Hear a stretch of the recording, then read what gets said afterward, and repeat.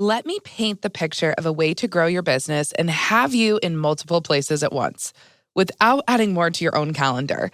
Adding on an associate program, think associates stepping in for your business to provide a service on your behalf, is a very, very smart way to grow your business and have you be able to service even more clients.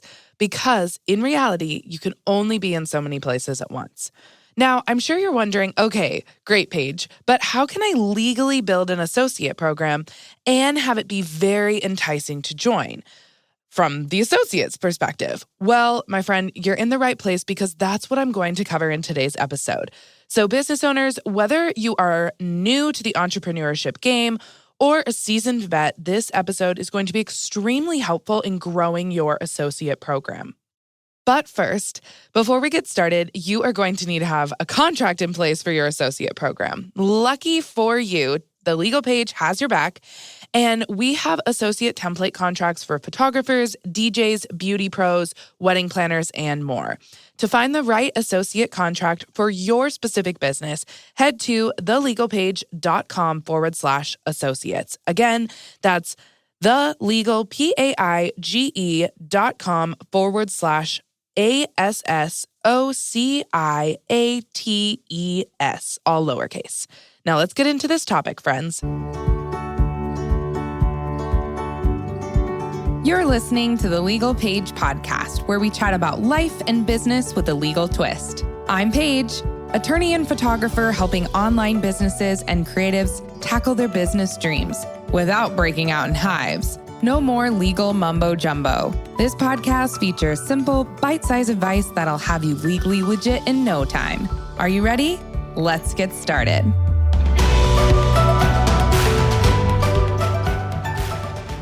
As a reminder, before we get into this episode, I am legally obligated to give my disclaimer. I am an attorney, but I am not your attorney. All legal information I talk about in this episode is intended for the masses and a large variety of different businesses. Please seek out another attorney in your city and home state if you need specific legal advice related to your unique business. Okay, let's get back to it. Okay, so let's start out this episode by talking about what associates are and what associate program even looks like.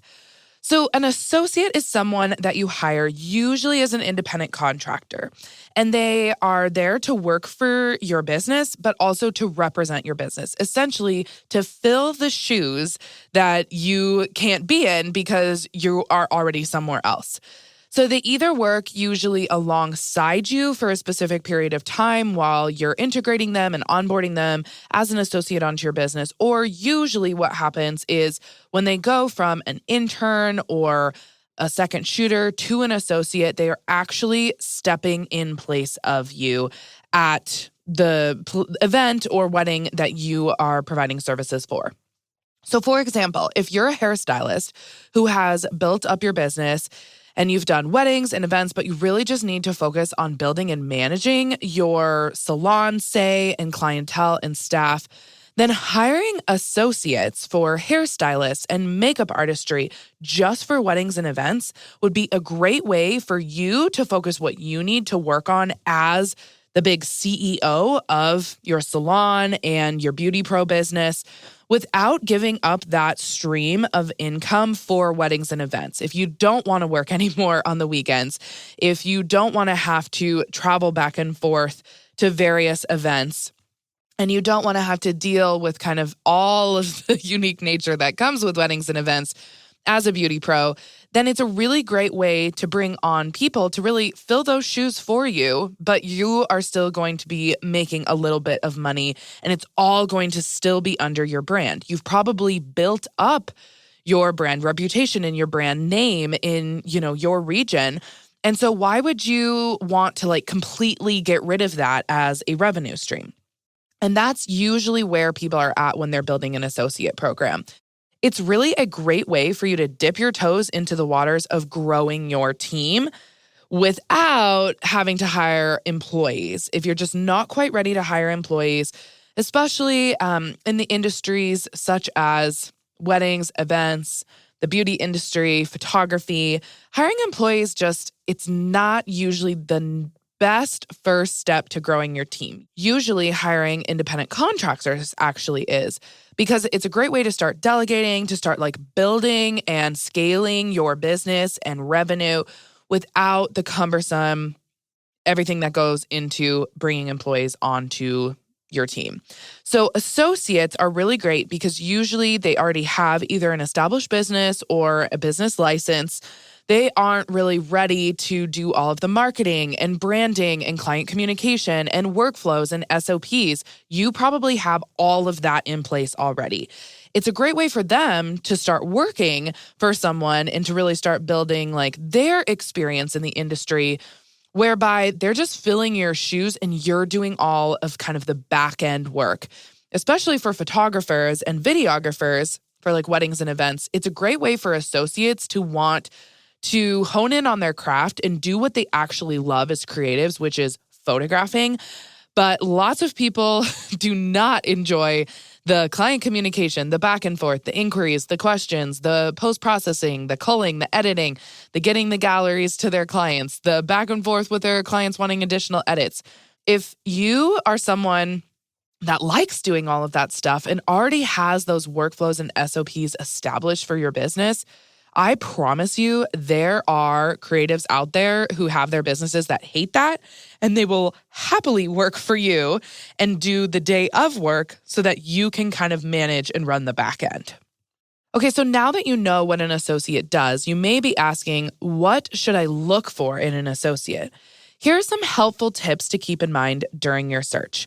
First and foremost, you need to look into hiring an associate that is really someone who is experienced in their own established business, not necessarily, like I said, from a marketing and like workflow perspective. That's okay if they aren't that good at that because you are going to be taking that on. But they, as an independent contractor, if you're hiring someone to join your team and they truly are an independent contractor and not an employee, they should have a business license, insurance, and their own equipment before becoming your associate. And I really, really highly recommend that they do have at least some experience, whether that's being your assistant for a few times, being a second shooter for you, or like working for other businesses in the meantime, so that you have someone that you fully and completely trust and are loyal to you during the day of to perform the services that you would perform if you were the one doing it at the wedding and event. So you want to look for someone that's wanting more of that hands-on experience, who wants supplemental income, but doesn't want to really drum up their own business. Like I said, oftentimes this is someone that's either like just starting out, but not like they're brand new baby business owners. I would say like a 6 to 12 month into their business journey is a good person to look for an associate. They want and need steadier clientele. They're having trouble booking. They're having trouble with like all of the SEO, marketing, social media, like, building up their brand awareness in the area.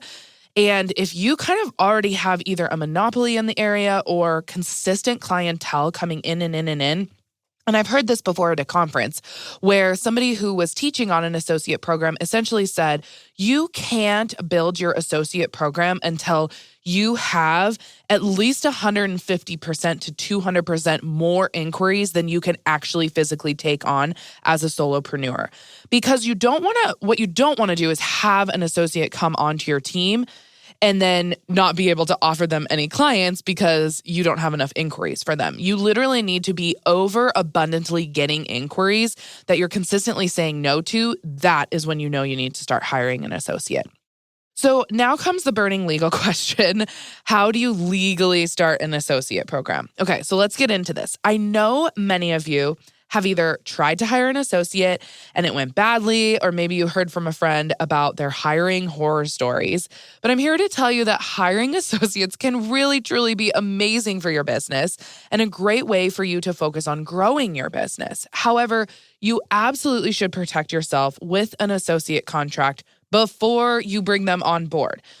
And I think what happens usually is people are so excited about bringing on team members. They are independent contractors and they're kind of just like, it's okay. We can do a handshake deal. Everything's going to be fine.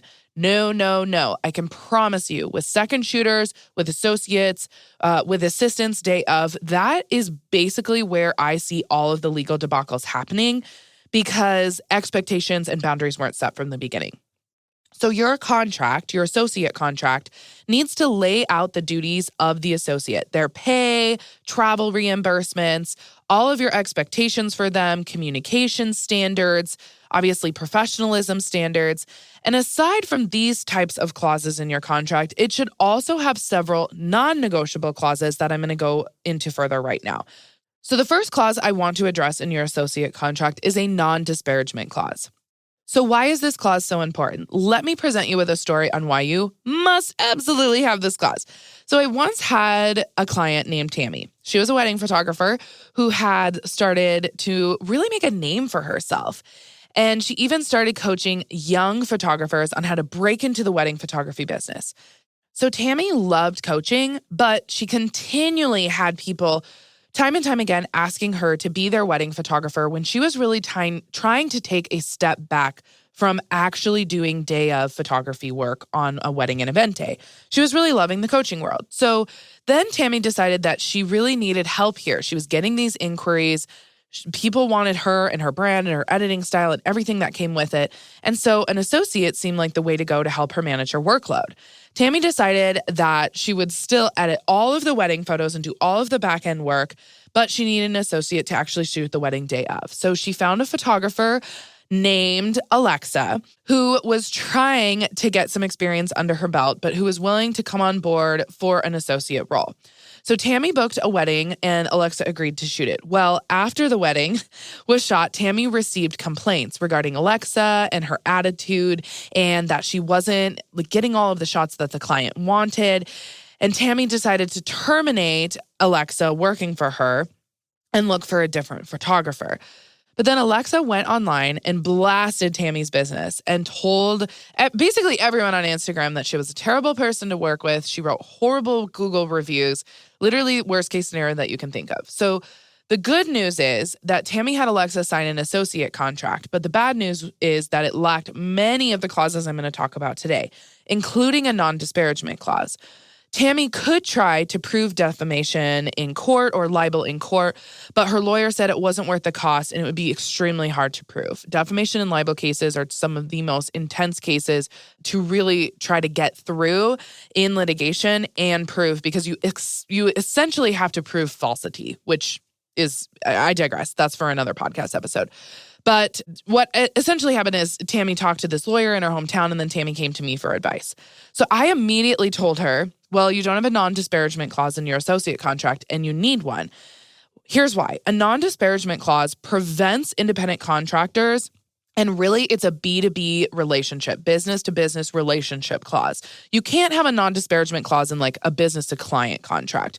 But if you're working with another business, you can both agree from speaking ill against one another during and after the term of the contract. So if Tammy would have had this clause in her contract, Alexa may have, one, been wary of posting online about Tammy, or two, Tammy could have gotten damages immediately for Alex breaching the contract by disparaging Tammy online. So instead of Tammy having to prove defamation or libel, which is expensive and hard to prove, all she would have to prove is breach of contract, which is extremely clear. Like, she literally has the evidence and proof at her disposal from all of these like wild allegations that are happening online from Alexa. So here, again, insert like Amber and Johnny example of what happened during trial in May 2020. Okay. So we all know how egregiously horrible this trial was. It was public. But I think what everyone in the world really realized is defamation and libel are very hard to prove. And it's like so drawn out. The amount of testimony that's he said, she said, what's going on, who said what, was it actually false? That is what they were doing during the trial. And I don't want you to be put in a situation where you're having to fork out thousands of dollars in litigation fees to dispute something legally that happened because someone was defaming you or, spreading libel against you online. If you just have a non-disparagement clause, literally you're only in breach of contract world. So that's good news here. I had also told Tammy in this scenario that she had to have a few other clauses like a non-solicitation clause and a confidentiality clause. So let's talk about those next. Hey there, listener. As you're tuning into this episode, I'm sure you're wondering, where can I find associate contracts for my unique business?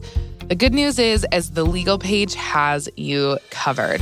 We have created associate contracts specifically when hiring independent contractors for all kinds of business owners, such as photographers, videographers, beauty pros like hair and makeup artists, DJs, wedding planners, and more. It will include all of the clauses that we're talking about in today's episode and much more. If you go to thelegalpaige.com/associates, you will get our full collection of associate contracts that we have for independent contractors and also for employees if you're looking to hire them on as employees instead. All you need to do is go to thelegalpaige.com/associates, ASSOCIATES, all lowercase. Again, thelegalpaige.com/associates. All right, back to the episode. Okay, so a non-solicitation clause. The one thing, if you take anything away from this episode, it's that you can't have a non-compete clause in an associate contract if you are hiring them as an independent contractor. If you are trying to bring people onto your team and you want to essentially have them not compete against you in any way, shape, or form, and you want full control over them working for you, newsflash, they are an employee. A non-solicitation clause, on the other hand, is really this non-negotiable clause that you have to have in your associate contract that really ensures full protection to the utmost extent that you can without it being a non-compete clause. So since associates are independent contractors, like I said, you have to allow them to be able to compete. Literally, the term independent is there for a reason. They have to be independent from your business. You have to allow them to independently garner their own business on their own behalf, and you can't really impede on them doing that. It's the right to work situation here in the United States.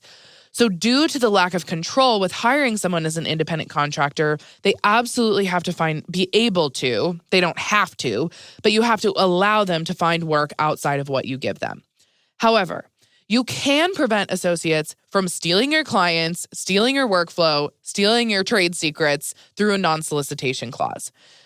When you hire an associate, you are literally trusting them to your clients and representing your company as a whole. This associate is honestly going to come in contact with a ton of confidential information in your business. We're going to talk about confidentiality in a second, but because they start understanding your clientele, your workflow, how you portray yourself and the professionalism that you exude on a wedding and event day, your client should not be really handing out their own business cards to your clients.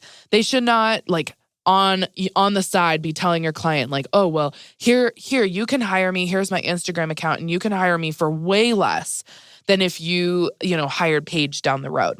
So you also want to restrict following your associates, following clients on social media, or asking your clients to follow them on social media. Literally, your associate's only job is the job to represent your company and do the services day of. That's it. All to say, a non-solicitation clause is there so that your associates don't solicit your clients. That's really, really important here. It's one of those competition things whereby, of course, they can go get people that maybe, if a bridesmaid or something along those lines at a wedding were to really bond with this associate and love this associate, and then on her own, without your associates doing, this bridesmaid contacts her a month later and is like, hey, you shot my friend's wedding. I know you worked for blah, blah, blah, but I'm not sure if you do sessions on your own or if you'd be willing to hire me.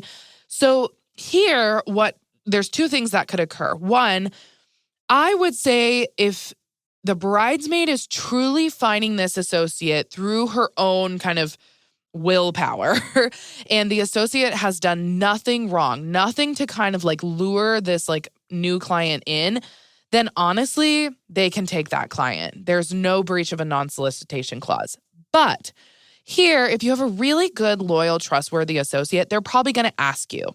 And these are all of the things that you need to talk about before signing your associate contract. Like, hey, here's this non-solicitation clause. Here are all of the scenarios that really fall under this non-solicitation clause. And if this were to occur, I want to let you know you absolutely could take that bridesmaid as a client. I would just really like to be informed that that happened, just so I know and you know that we're on the same page and nothing like bad or like ill feelings happen in the future. Again, open communication here is really important. On the flip side, you don't want your actual spouses of the wedding, per se, contact your associate and try to like book all of their additional, like, say they get pregnant a year later and then they have family sessions two years later.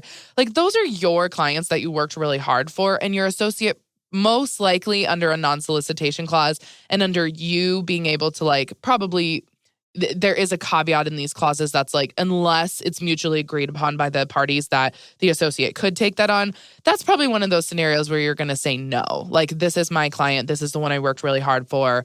I'm going to take on that work, not you. All right, last thing is switching to the third non-negotiable clause in your associate contract. This is a confidentiality clause as a whole. So you can either have a confidentiality clause in your contract, or you can have them sign like an NDA, a non-disclosure agreement, which is essentially a confidentiality agreement that would be like an addition to your existing four corners of your associate contract. I think it's okay if you just have the confidentiality clause in your actual contract and then just have them initial below that confidentiality clause. Same. Literally, legally speaking, no one or the other kind of trumps in terms of what's the better approach. You can literally just have the confidentiality clause in your contract, and I think it's less cumbersome to do it that way. So that's what I suggest. You do not want your associates to share essentially your secret sauce, quote unquote, meaning your business secrets, the way you do business, your tricks of the trade, how you edit, your workflow, your pricing scheme, how you book clients, what you do during this discovery process, any types of questionnaires.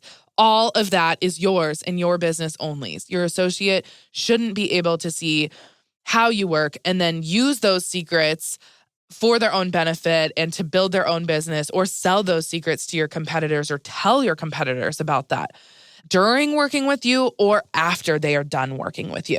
So that is really important. A confidentiality clause essentially says they are working for you as an independent contractor. They are going to come in contact with, of course, trade secrets of your business and how you edit as well. Like, you don't, that's a big thing for photographers and videographers. If you have an associate come on, and I mean, hopefully they're not editing for you, but sometimes they do. And sometimes you're teaching them things about your editing style and how you're doing everything and all of that post-processing work.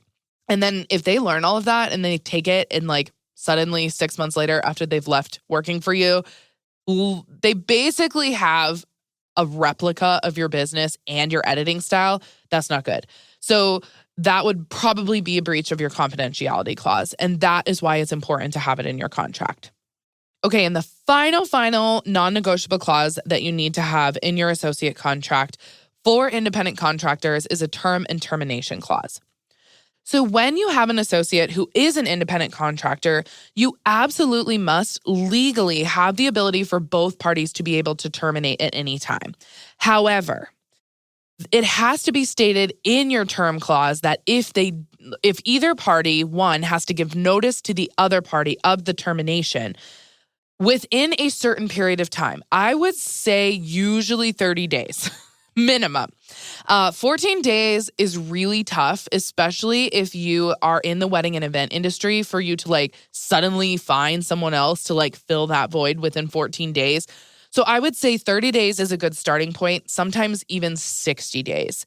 And however, within those 60 days, they can't just terminate and walk away without finishing all of the performance that they are obligated to do for your business, and vice versa, without you paying them for all of the services that they have performed and will perform during those, say, 60 days, if the 60-day amount is your notice provision. A good thing to note here is that without having a term clause, and if it's just kind of going in infinity, it kind of looks like an employment agreement. So I always tell people about a year is a good time to place a term on the contract, whereby you and the associate can get together and decide after a year, okay, you've worked for me. Maybe they want to negotiate a higher pay. Maybe you want to give them a better incentive or referral program, so on and so forth. So that way, at a year, if you update your terms, you can have them sign a new contract with that updated terminology. So again, you want a term of about a year, or I would say at least 6 to 12 months is a good starting place for the term. And then you want to have provisions in that clause regarding termination, that both parties can terminate, but they have to give X amount of days of notice and they have to perform all services until the final date of termination after they give notice, and you have to pay them for all of the services they performed until that final termination date. All right, so I just talked about the 4 essential clauses that you absolutely need in an associate contract when you're hiring associates for your business as independent contractors. Those are a term and termination clause, a confidentiality clause, a non-solicitation clause, and a non-disparagement clause.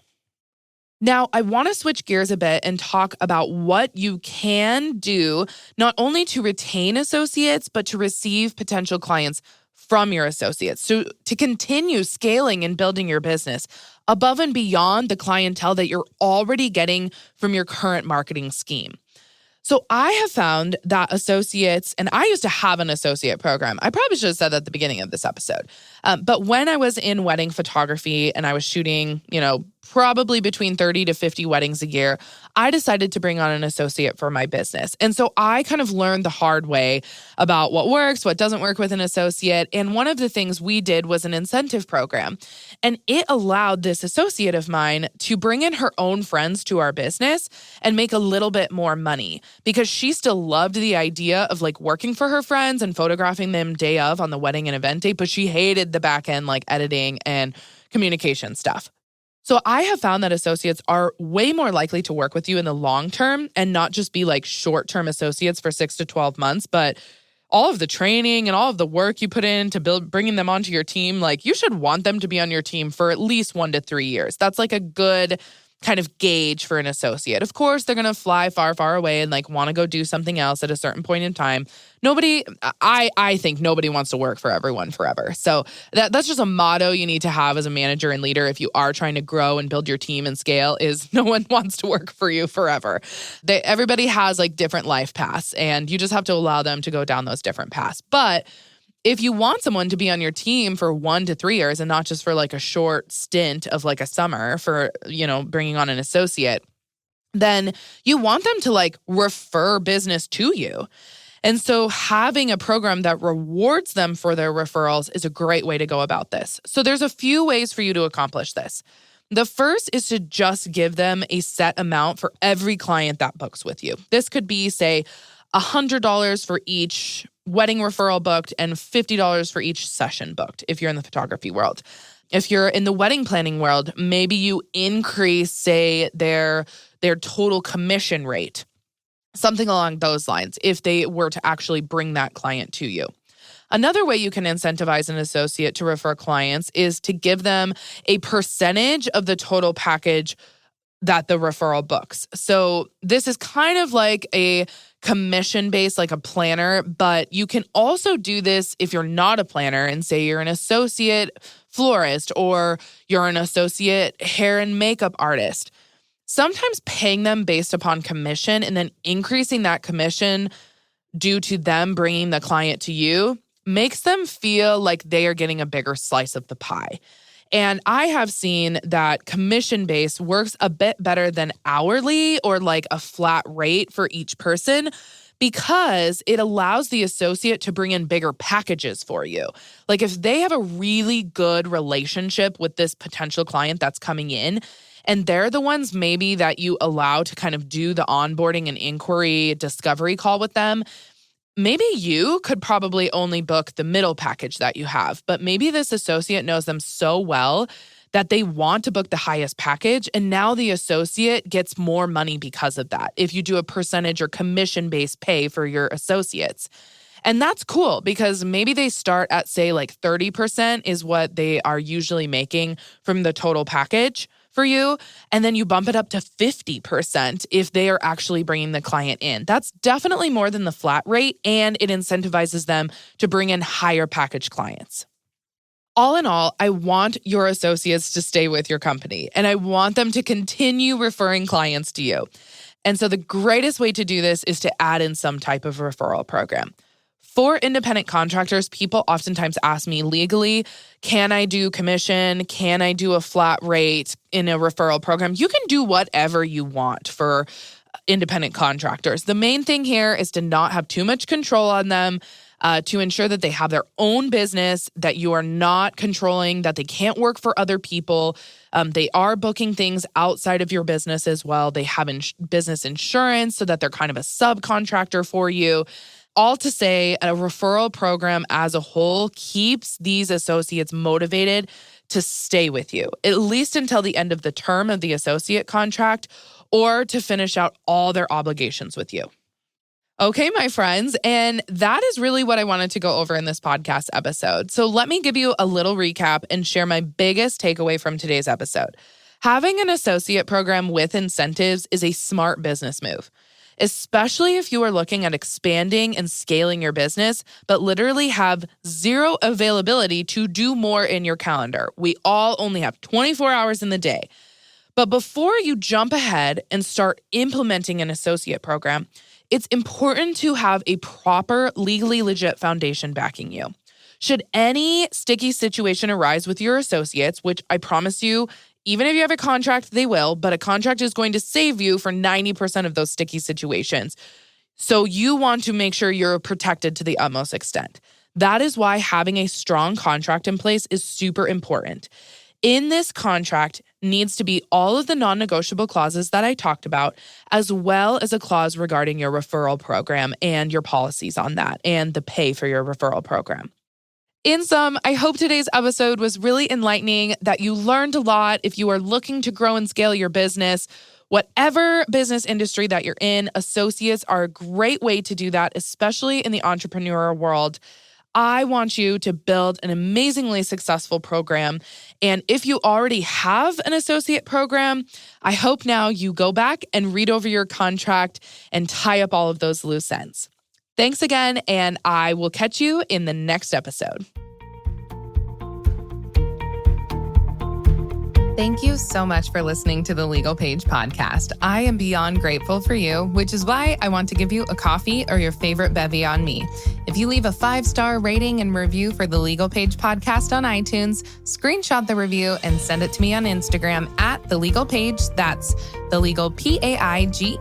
I will send you a Starbucks gift card from me. Just make sure to include your email in the DM. So again, send a screenshot of the review to me on Instagram at The Legal Paige, include your email address, and I will send you some Starbucks, because what better gift than caffeine for every business owner?